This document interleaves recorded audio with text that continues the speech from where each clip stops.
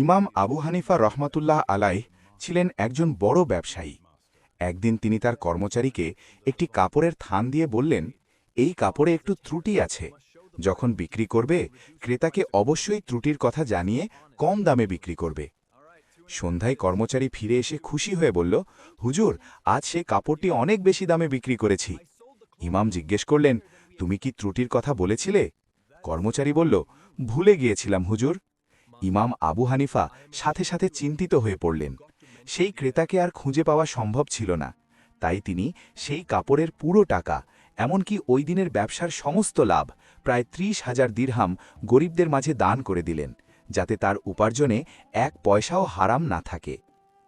ব্যবসায় ধোঁকা দেওয়া বা পণ্যের দোষ গোপন করা হারাম।